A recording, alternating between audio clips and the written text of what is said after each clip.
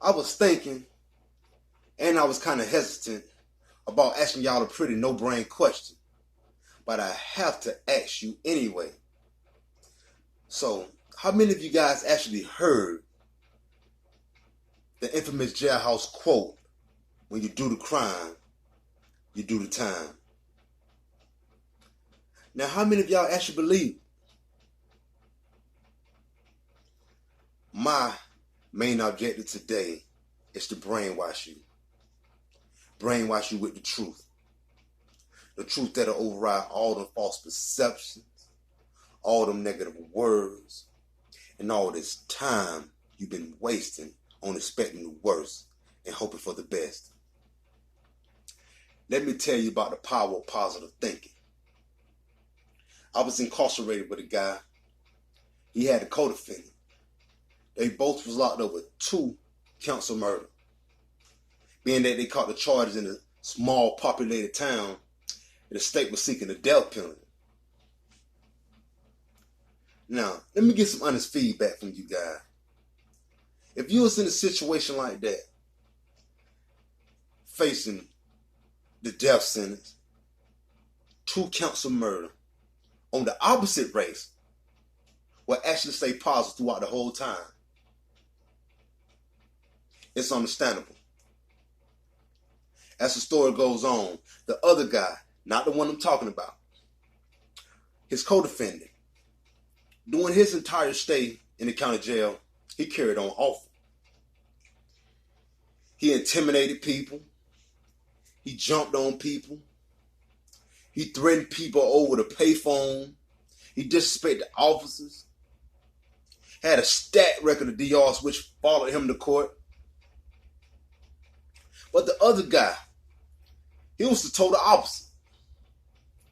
He was respectful to the officer. He kept the dorm down. He kept a smile on his face. He always talked about what he gonna do to better himself when he get out. He had no DRs. It came time for them to go to court, go to trial. The other guy, when he walked up in that courthouse, had a frown on his face, looking kind of crazy at everyone, slouching in his chair.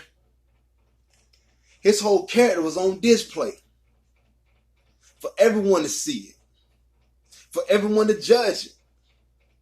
Just by his body language, they assumed he didn't care. But the other guy, when he walked up in that courthouse, walked in there with his head high,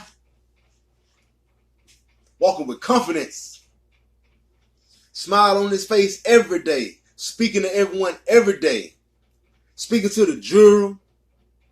It came time for them to read the verdict the night before. I remember we were sitting in the cell. He was looking kind of discouraged. Like, what's going on, bro?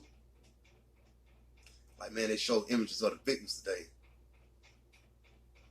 The family were crying. The jury were looking like, shaking their head like, man. I gave the best words of encouragement I could at that time. So I said, man, whatever happened, you're going to be all right, man. You're going to be okay. Remember the next day, the next morning, right before he walked out the door, he slipped. It was a spill. He slipped, hit it back. Now, anyone in a situation like that, when you go on a trial, you're going to be nervous. You're going to have some kind of fear. This is real talk. You're going to have some kind of fear that's inside of you. But when I tell you that man got up,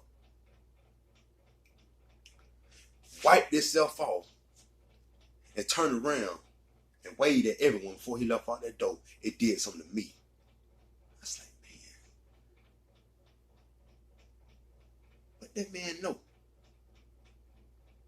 Say about 5:30 that afternoon, everybody woke up in the dorm. Everybody anticipated seeing what's going on, because at that time, that's the only thing was going on. So, officer came in around chow time. We asked her, what's going on with her? Said, it ain't looking good. She looking just like that.